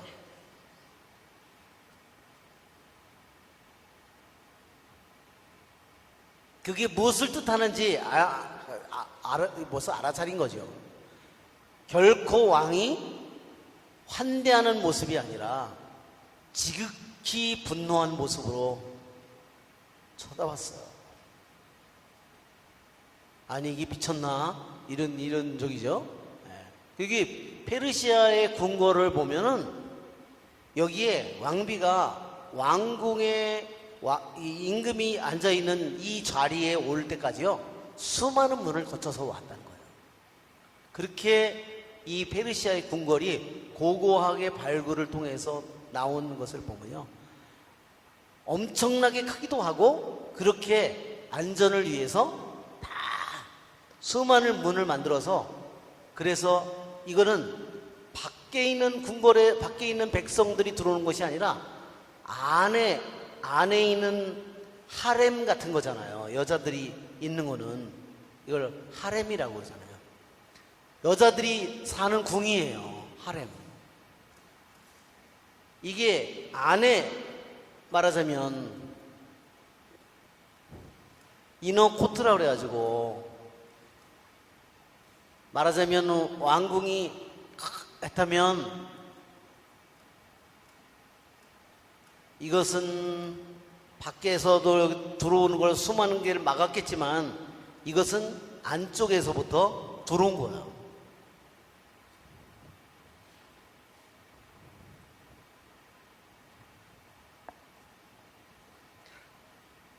감히 누구도 저기서 자기가 부르지 않았는데 나타날 사람이 없는 거죠.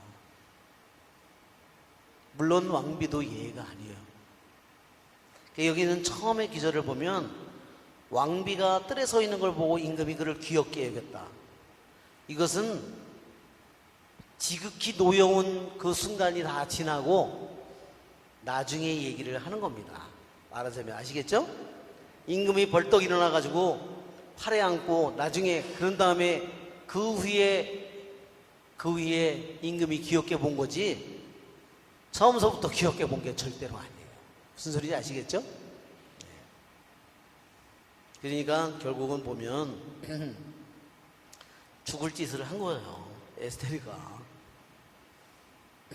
자, 여기 보면 사흘째 되는 날이라고, 이게 사흘째 되는 날이요 아주 중대한 의미를 가졌습니다. 그래서 미드라시라는 유대인 성경 기절에 대한 이 주의를 한 그 책이 미드라시예요. 미드라시는 이 사흘째 되는 날을 뭐에 비교했냐면요, 아브라함이 아들 이삭을 데리고 사흘째 되는 날 어디에 도착하죠? 모리아산에 도착해요. 자, 우리 한번 창세기 22장 4절을 한번 보세요.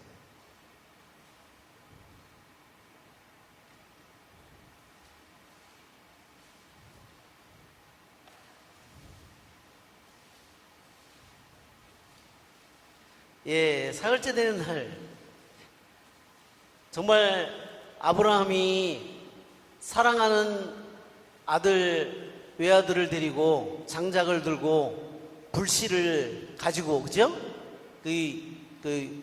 동영상으로 만든 걸 보니까요, 불씨는 어디다 가지고 가냐면요, 향로에다 넣어가지고 가더라고요. 향로에다가 이렇게. 우리 분향할 때, 미사 때 이런 거 할 때 분향할 때 향로 쓰잖아요.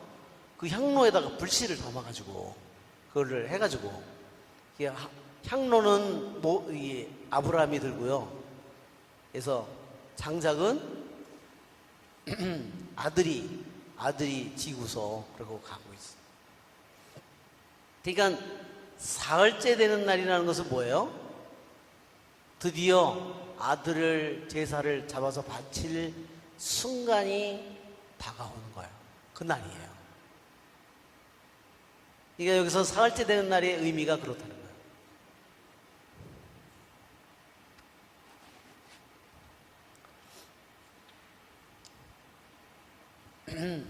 어떻게 된 거예요? 즉, 단식을 하고 자루옷을 입고 제후를 뒤집어 쓰고 오물을 뒤집어 쓰고 온 유대인에게 기도해 달라고, 그렇죠? 여러분 보세요. 이게 얼마나 위험천만한 일인가 한번 보세요. 만약에 그게 왕비가 시켰다 그렇게 된다면 어떻게 되겠어요? 그러면 모든 일이 끝나는 거예요. 이 일이 이루어지지 않는 거예요. 그래서 하느님의 섭리가 이 에스텔과 모르도카이가 모르도카이는 유대인인 걸 알지만 에스텔과 얼마나 모르도카이가 연결되어 있고 그 집안에서 자랐고 이런 사실을 또 이 왕비가 그거를 기도해달라고 유대인들에게 부탁한 이 모든 일이 하느님이 아니고서 지켜줄 사람이 없다는 거죠. 하느님이 그 비밀을 지켜줬다. 자, 여기에 그래서 사흘째 되는 날은 그들이 3일 동안을 단식을 하고 이제 옷을 벗은 날이고 이제 결단의 순간이 다가왔다는 거예요. 이젠 내가 죽는다면 죽으리라 그랬죠? 그 앞에서 에스텔이 그렇게 말하죠? 내가 죽으면 죽으리라. 그 죽음의 순간의 결단이 마지막 순간이 말하자면 다가온 겁니다. 그 다음에 창세기 31장을 또 펴보면요, 창세기 31장에 야곱이 도망을 쳐요. 31장 야곱이 31장 21절에 야곱이 달아났다는 소식이 사흘 만에 라반에게 전해졌다. 라반은 누구죠? 외삼촌이에요. 예. 외삼촌이 자기 딸 다 팔아먹고, 그렇죠? 예. 7년 동안 일해줘야, 그렇죠? 7년 동안 일해주는 대신에 그러면 딸 하나씩 준 거잖아요. 그렇죠? 아주 유대인 중에 제일 장사 잘하는 사람이 라반인 것 같아요. 딸까지 다 팔아먹었으니까. 예, 이 사흘 만에 라반에게 전해졌다. 그러니까 어때요? 이것이 굉장히 위험한 순간이라는 것을 얘기합니다. 이제 라반이 모든 자기의 친족들과 종들을 다 데리고 이제 도망간 이 야곱을 찾아서 이제 추격이 시작되는 순간이에요. 위험한 순간이라는 것을 얘기합니다. 그 다음에 요나서 1장 17절, 고래 뱃속에 3일 동안 있었다는 거예요. 그러니까 그건 어때요? 유대인 미드라시에 그날이 이 말하자면 에스텔이 고레 뱃속에 3일 동안 있는 것처럼 고통스러운 순간이었다는 3일을 그렇게 얘기하는 겁니다. 무슨 말인지 아시겠죠? 에스텔에게 3일이 얼마나 어둡고 암울하고 깜깜하고 힘든 순간이었는가. 그래서 미드라시에서는 이 3일을 이 세 기절의 세 기절을 예로 들었어요.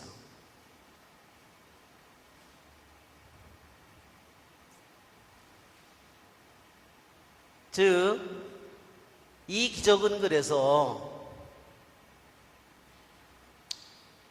죽은 이들이 세 가지 기적이다. 뭐 지금 말한 창세기 22장 아브라함이 아들을 바쳐야 되는 순간, 그리고 라반이 이제 자기의 외삼촌과 그 가족들과 외삼촌의 가족과 모든 종들이 자기를 쫓아서 와서 자기가 이제 죽을 수 있는 순간이 자기에게 시작된 거예요. 다 이것은 뭐냐면 세 가지가 다 요나서 1장 17절 이게 다 죽음을 의미하는 거예요. 고레 뱃속에 있는 거. 세 가지가 다 죽음인데요. 죽음 후에 죽은 자들이 3일 후에 살아나게 되는 기적을 보여준다 그랬어요. 그러니까 에스텔의 이 죽음과 같은 3일 후에 뭐가 이루어져요? 이때 다시 살아나는 기적이 이제 나타나는 순간이다. 이런 거 보면은 참 미드라시에 있는 그 성경의 그런 저기가 얼마나 이 사람들이 성경을 구약 성경의 창세기 22장, 31장, 요나서 1장 얼마나 이 서로 이 여기에 사흘째라 우리들이 생각할 때 사흘째 그냥 3일째인데 뭐 이렇게 생각하는데 얼마나 이것이 창세기의 아브라함과 또는 요나와 야곱과 그들의 삶과 얼마나 깊이 연결되어서 그들이 이것을 우리들에게 깊은 의미를 전해주는지 모릅니다.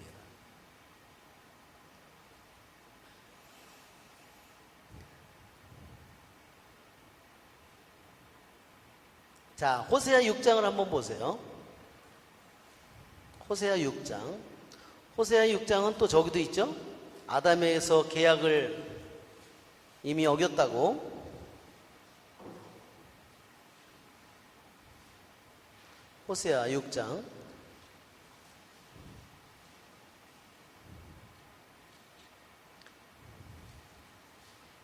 호세아 6장에 보면 이 2절에 이틀 뒤에 우리를 살려주시고 사흘째 되는 날 우리를 일으켜 주신다.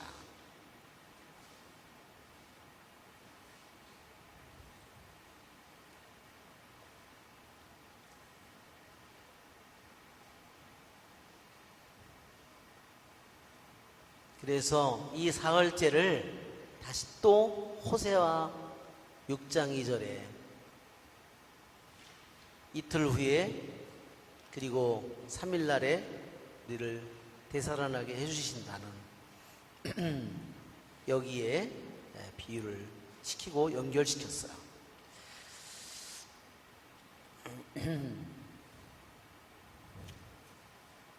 에스테르 왕비가 여기에 보면 정장을 했다. 왕비의 정장을 했다는. 그러니까 그전에는 왕비의 옷을 다 벗어버렸고, 그렇죠? 고행의 옷을 입었다 그랬죠? 거칠은 자루옷 같은 거를 입고. 근데 왕비의 정장을 했다는 이 말은요, 유대인들이 이렇게 해석했어요. 이게 멜렉이라는 말은 히브리 말로 멜렉이 왕이에요. 근데 이 말은 왕권을 의미하는 말이에요. 이 말은 말쿠스 그래가지고 말쿠스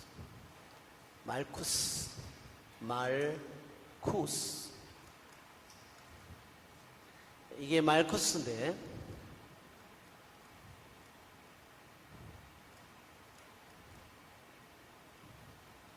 영어로 표현하면 이렇게 하고 우리말로는 말구스인데, 이것은 왕권을 의미하는 말인데,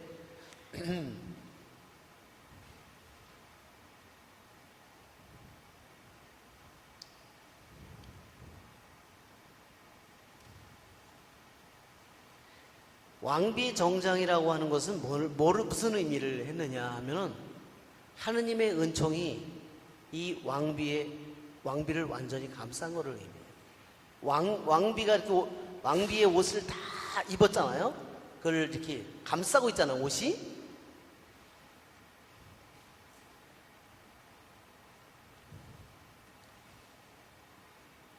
이것이 바로 하느님의 은총 또는 하느님의 영감이, 인스피레이션이 이 왕비를 완전히 둘러싸고 있는 거예요. 유대인들은 이렇게 해석했어요. 마치도 역대기 상권 12장을 한번 펴보세요. 역대기 상권 12장. 역대기 상권, 앞으로 가면 역대기 상권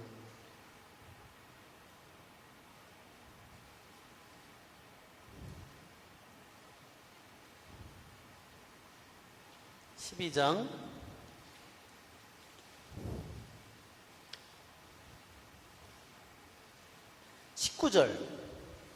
19절을 읽어보면, 그때 30인 부대 우두머리 아마사이에게 영이 내렸다. 바로 왕비가 정장을 한 것은 마치도 영이 아마사이를 이렇게 영이 내려와서 감싸고 있는 것처럼 하느님의 영과 은총이 왕비를 완전히 둘러싸고 있는 모습을 표현한 것이라고 했어요. 유대인들이 해석하기를, 단식 전에는 하느님께서 이스라엘 백성에게 얼굴을 감추셨지만, 에스테르에게 얼굴을 감추었지만, 에스테르가 단식한 후에 찢어지는 마음으로, 부서지는 마음으로 하느님께 기도한 후에 하느님의 영광이 쉐키나가 다시 쉐키나를 되찾았다. 쉐키나는 뭐라 그랬죠? 영광의 구름이라고 그랬어요. 다시 영광의 구름은, 다시 이게 뭐냐면요, 영광의 얼굴이에요. 하느님의 영광이 나타났다, 광야에 하느님의 영광이 나타났다는 것은 갑자기 구름 기둥이 나타났다든지 불기둥이 나타나는 것을, 밤이면 불기둥이겠고 낮에는 구름 기둥이에요. 그것은 뭐냐면 하느님의 현존이에요. 하느님의 얼굴이에요.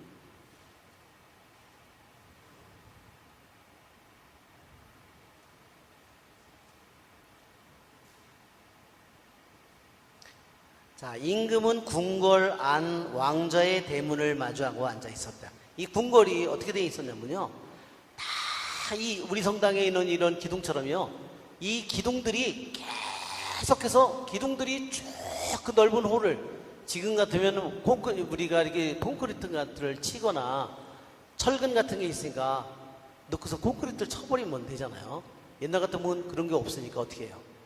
위에 있는 무거운 돌을 버틸려면요, 이 안에 건물을 크게 지려면 기둥이 하나 둘 셋 넷 쫙 기둥이 받쳐지지 않으면, 그리고 그런 거를 막지를 못하니까 다 어떻게 해요?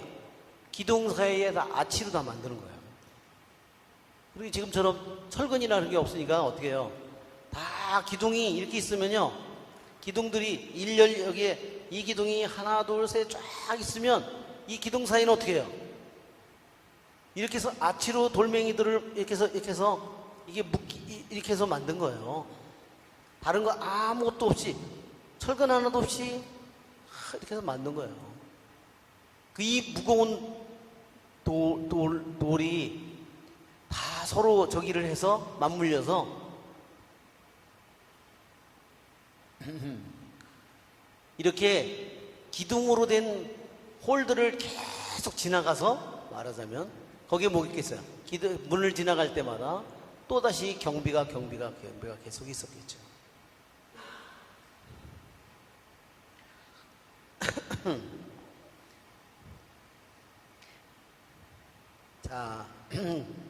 2절에 그래서 임금이 자기 손에 든 황금 왕호를 그에게 내밀자.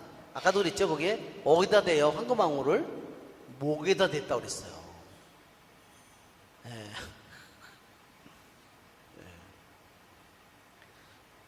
에스테르는 가서 왕홀 끝에 손을 대었다. 그래서 이 황금 왕홀이요, 임금의 권한의 상징이에요. 그래서 교부들은 이렇게 해석합니다. 이 페르시아 임금의 왕홀은 무엇을 의미하느냐? 이것이 바로 하느님께서 우리들에게 당신 자비의 왕호를 우리에게 내밀지 않는다면 우리 모두는 영원히 지옥 속에서, 죄 속에서, 죽음 속에서 죽었을 거라는 거예요. 이 황금 왕홀이 뭐냐? 이것이 예수님의 십자가예요. 정말 교부들은 기가 막혀요. 네.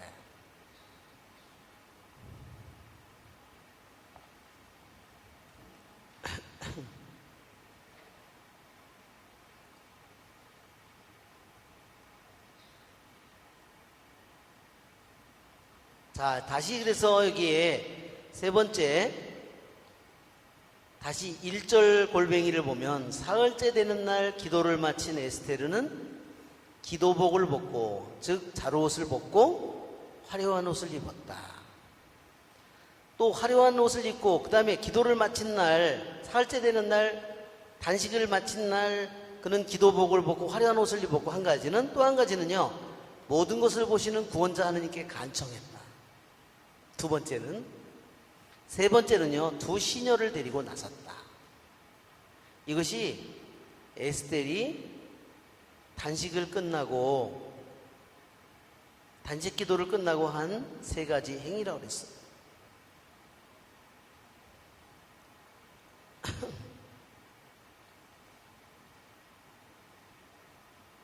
여기 보면 임금이 황금왕호를 내미니까 어떻게 해요? 왕비가 거기다 손을 대죠? 손으로 그걸 붙잡습니다. 그래서 하느님께서 우리에게 예수 그리스도라는 그분을, 십자가의 그분을 우리에게 내밀고, 하느님 아버지께서 그것을 붙잡는, 그분을 믿고 그분을 붙잡는 사람은 어때요? 구원을 받는다는 겁니다. 그리고 기운이 없는 듯 시녀에게 몸을 기대자 다른 시녀가 그의 옷자락을 받쳐들고 뒤를 따랐다. 한번 3일 밤낮을 잠도 하나도 안 자고 3일 밤낮을 물도 한 모금도 안 마시고 그러면 어떤 상태가 될까요? 하루만 해도 이런 상태가 되기 쉽습니다. 기절합니다. 눈이 여기 눈에 대해서 얘기 안 나오는데 눈이 뒤집혔다는 거는 아마 뺀 것 같아요.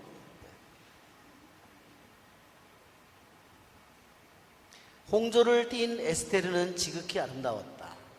그의 얼굴은 사랑받는 여인처럼 화사했지만, 겉모습은 굉장히 아름답고 화사했지만 마음은 두려움으로 조여들었다. 그렇죠? 이게 한 걸음 한 걸음 가까이 나갈 때마다 어떻게 됐을까요? 그렇죠? 두려움으로. 오줌은 안 쌌는지 몰라. 물을 안 먹었으니까 아마 괜찮았을 것 같아요. 에스테르는 문들을 모두 지나서 임금 앞에 섰다.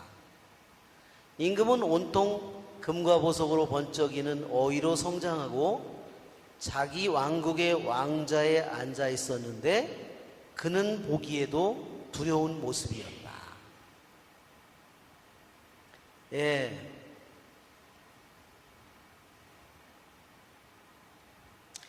제일 많이 놀란 사람들은 아마 내궁에서 왕비가 왕한테 가니까 왕궁의 내밀한 그 내시라든지 궁궐의 문을 안쪽에 있는 궁궐을 지키고 있는 경비병들이 제일 많이 놀랐을 거야. 왜? 이런 건 한 번도 이런 건 없었으니까. 거기 있는 사람들이 너무너무 놀랐을 것 같아요. 제일 먼저 많이 놀랐을 것 같아요. 그가 영광으로 빛나는 얼굴을 들고 지극히 노여운 눈으로 쳐다보자 왕비는 실신하여 쓰러지면서 창백한 얼굴로 앞서가는 시녀의 머리에 몸을 기댔다.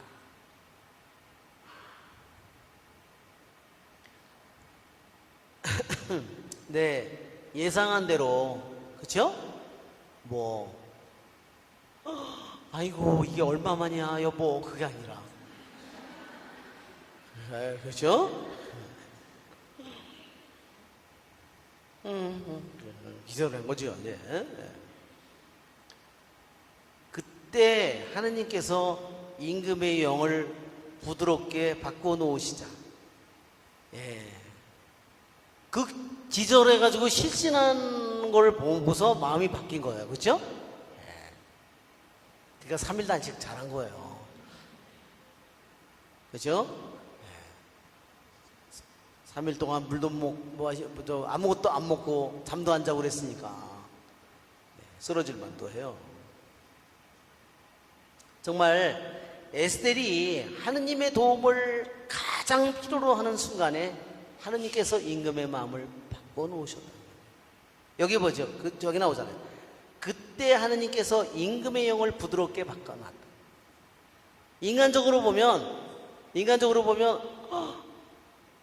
자기가 너무 분노한 노기에 찬 모습으로 했기 때문에 자기 왕비가 기절해서 그렇게 했다고 할 수 있는데, 이 성경 기절에는 뭐라고 돼 있어요?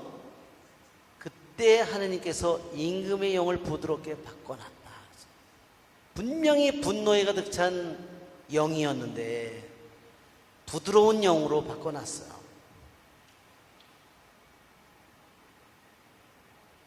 잠언 21장에 그런 기절이 있잖아요. 임금의 마음은 뭐라고 되어 있죠? 하느님 손안에 있는 물줄기라고. 잠언 21장. 잠언 21장 1절이에요. 유명한 기절이죠. 잠언 21장 1절. 임금의 마음은 주님 손안에 있는 물줄기. 주님께서 원하시는 대로 이끄신다.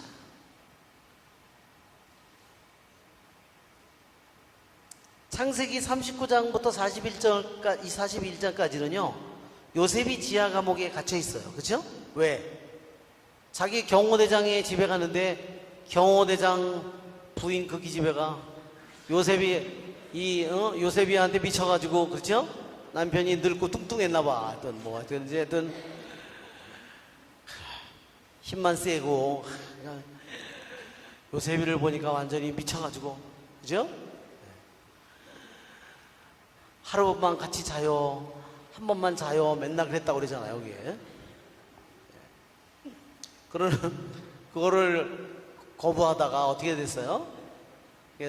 잡고 늘어지는 바람에 옷을 놔두고 도망가는 바람에, 그래가지고선 저놈이 나를 겁탈하려고 했다고. 그래서 지하 감옥에 갇혔습니다. 그렇지만 그런 지하 감옥에 가서 제일 끔찍한 어둡고 고통스러운 곳에 있지만 꿈을 풀이를 했잖아요. 그렇죠? 지하 감옥에 들어온 헌작 시종과 제빵 시종에 꿈을 풀이를 해주는 바람에 나중에 파라오가 꿈을 꿨을 때 그 헌작 시종이 아이고, 내가 그때 그런 꿈을 얘기를 해서 한 명은 죽고 자기는 살았는데 내가 잊어버리고 있었구나. 그래서 결국은 그 파라오가 데려와다가 나중에 재상이 되잖아요. 예, 바로 이처럼 임금의 마음은 하느님 손안에 있는 물줄기, 당신께서 원하시는 대로 이끈다 그랬어요. 그러한 이야기가 우리는 또한 다니엘서에도 그걸 볼 수 있습니다. 느부갓네살 왕이 꿈을 꾸는데, 그쵸? 예, 머리는 황금이고, 그쵸? 또는 저 나무를, 커다란 나무가 있었는데 또 다른 꿈을 꿨는데 저 나무를 베라. 그쵸? 그래서 자기 느부갓네살이 어떻게 돼요? 왕자에서 하루아침에 갑자기 미쳐가지고 하루아침에 내가 다 이 거대한 왕국을 내가 세웠다고 그렇게 말하는 순간에 그는 정신을 잃고 바보가 되어버립니다. 그래서 나중에 그렇지만 다시 왕자를 찾으리라고 이미 다니엘이 이미 예언하죠. 나중에 정신을 찾아서 다시 왕의 자리에 올라갑니다. 이런 모든 내용들이 또 하느님께서 에즈라서의 1장에도 보면 키루스 임금의 마음을 움직이셨다고 하느님께서. 그래서 이런 기절들이 바로 하느님께서는 임금의 마음이든 파라오든 그것이 뭐 바빌론의 왕이든 대왕이든 페르시아의 왕이든 누구의 마음도 당신 원하시는 대로 바꾸실 수 있다는 것을 보여주십니다. 임금은 깜짝 놀라 왕자에서 벌떡 일어나 왕비가 정신을 차릴 때까지 그를 팔에 안았다. 말하였다. 에스테르 웬일이요? 나는 당신의 오라버니요. 안심하오. 오라버니는 아닌데 오라버니라고 그래요. 이게 왜 그런지 아세요? 왜 그러겠어요? 우리나라 사람들이, 남자들이 여자들한테 오빠 소리 듣고 싶은 거랑 똑같은 것 같아요. 진짜 오빠, 자기는 형제가 아니잖아. 그렇죠? 근데 오라버니라고 그래요. 이게요, 에집트에도 그렇대요. 에집트에도. 특별히 어느 때 그러냐면요, 연애를 할 때 더 그렇대요. 사랑하는 관계일 때요, 표현할 때 당신은 나의 연인, 그리고 당신은 나의 누이. 그들의 표현이었다는 거예요.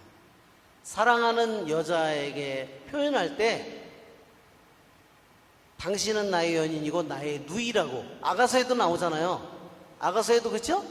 당신은 나의 누이, 나의 신부요. 아니 이놈들이 근친상간을 했나? 예. 이놈들이. 근데 절대로 그것이 아니라고. 이것은 페르시아의 왕이고 유대인 여자고 피가 섞일 리가 없다는 거죠. 그런데 어떻게 여기서 나는 당신의 형제요, 응? 당신의 오라버니요, 이렇게 얘기를 했냐.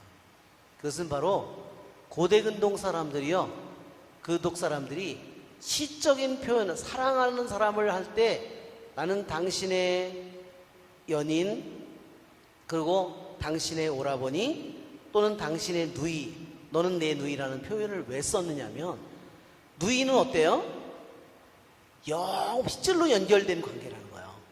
피는 물보다 더 진하다는 그런 의미에서 이러한 누이나 이 오빠나 이 형제라는 단어를 남자 여자가 사랑하는 관계일 때 시적인 표현을 할 때 이런 표현을 아주 중요시 합니다. 실제로는 절대로 누이나 오라버니가 아닌데, 그래서 그 말은 뭐냐면 영원히 너는 나의 친족이다. 너는 물보다 그 세상의 어떤 가치보다 가장 중요한 사랑이다는 표현으로 당신은 나의 누이, 나는 당신, 여기 보면 당신의 오라버니라고. 예, 조금 전까지 아주 분노에 가득 차가지고 하던 놈이 30일 동안은 부르지도 않은 놈이 에스텔이 발로 찼어야 되는데 당신은 죽지 않을 것이요 우리의 법규는 평민들을 위한 것이라고. 이렇게 되겠어요. 우리 다음 하느님의 이름이 하나도 안 나왔는데 다음번에 해야 되겠네요. 자, 오늘은 여기까지 하겠습니다. 영광이 성부와 성자 성령께, 성부와 성자 성령의 이름으로 아멘. 네, 수고하셨습니다.